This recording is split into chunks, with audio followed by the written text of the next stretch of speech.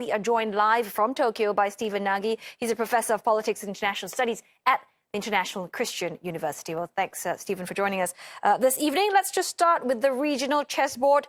Mr. Yi's Beijing trip came rather just before meeting Ms. Takaichi. Basically, what does this signal in terms of how Seoul wants to position itself among China, Japan, and the US?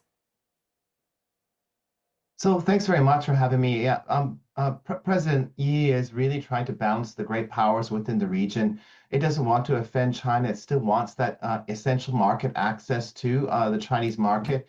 At the same time, it wants to have the most positive relations with the United States and the Trump administration to deal with the challenges of North Korea. And of course, I think the long-term challenges of China's economic rise and what does that mean for strategic autonomy by countries.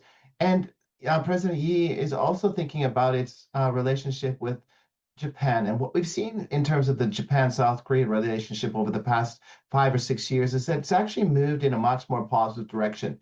This started under President Yoon, and it's continued under President Yi, and I think it's going to continue under Prime Minister Takaichi and President Yi, as they both see convergence in strategic interests, as both Beijing and Washington have become more unstable partners within the region.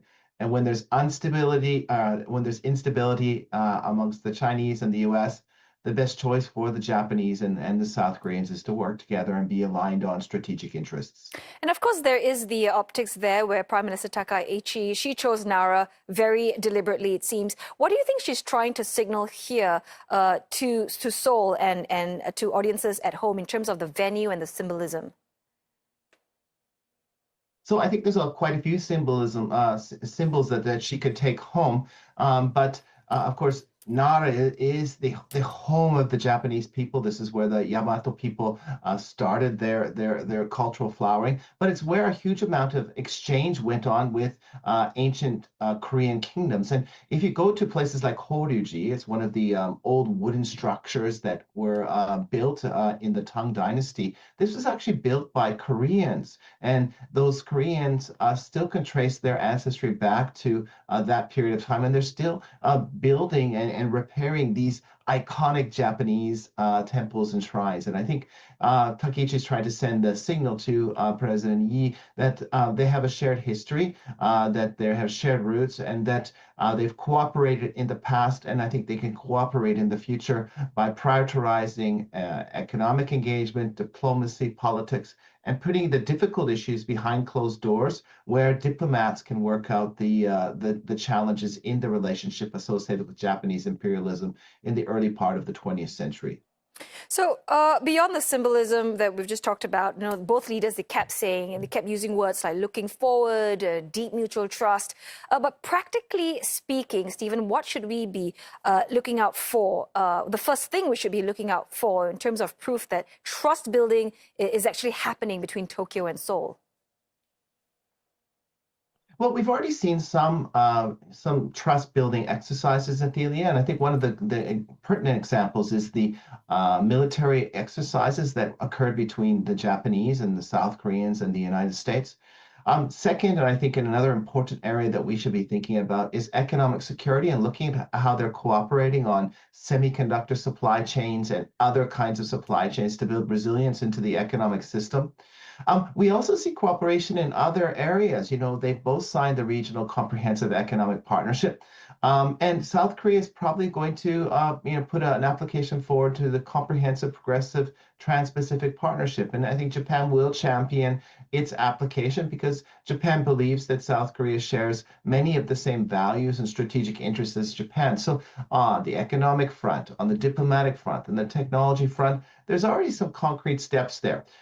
Where they go from here is how they balance the relationships with both Washington and Beijing, as the intense competition between Washington and Beijing is making it more difficult for Seoul and Tokyo to make those strategic choices that maximize their strategic autonomy, maintain their strong partnership with the US, but also have that strong economic engagement with China, which is essential to both of their economies.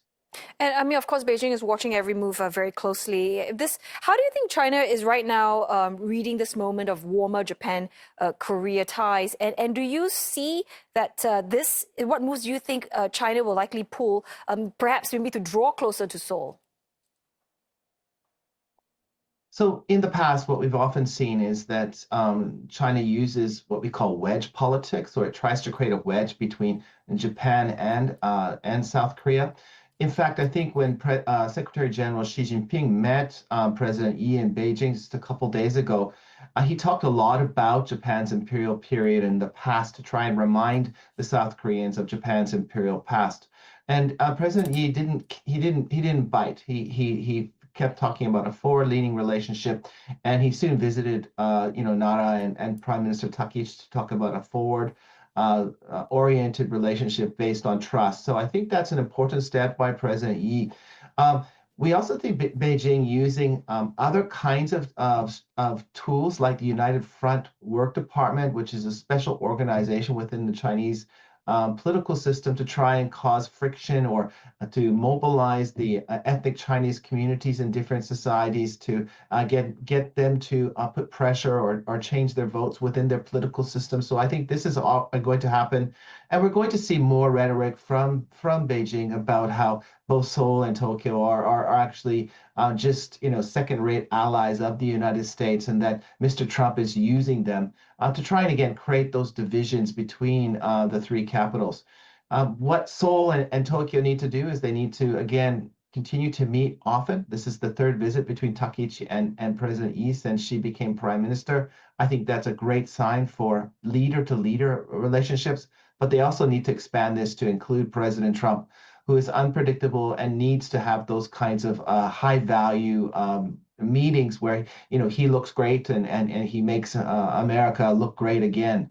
And I think, pardon the expression, a threesome between the three countries would look very, very well for President Trump, but it also would help strengthen the narrative that all three countries are working together to strengthen their partnership for peace and stability in the Indo-Pacific. So if we zoom out to the biggest flashpoint in the region, from Japan's perspective, Taiwan tensions obviously reshaping.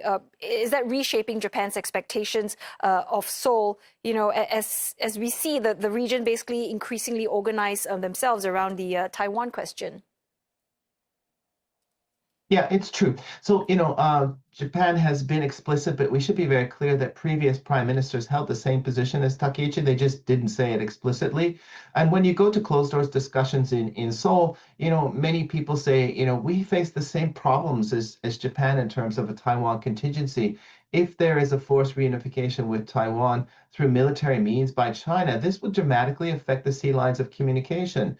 It would cause a breakdown in the critical supply chains for semiconductors, and this would cause global and regional negative repercussions for the South Korean economy, the Japanese economy, and the global economy. They're reticent to say this publicly because, again, they're worried about what kind of economic coercion or disinformation could be lodged at South Korea by China. And we should remember, when the previous president, President Park Geun-hye, wanted to install THAAD missile systems in 2017 in South Korea in response to North Korean missile tests and a nuclear test. Beijing put sanctions on South Korea, and this was the closest of close relationships. President Park spoke Mandarin. She gave a speech in Mandarin at the People's Congress in Beijing. So if Beijing's willing to do that to South Korea, I think there's a real strong view that they need to be cautious about what kinds of positions they have on issues that are critical to Beijing, and that the most critical one is Taiwan. Well, always good speaking with you. Thanks for helping us understand the region better. Stephen Nagy in Tokyo, Professor of Politics and International Studies at the International Christian University.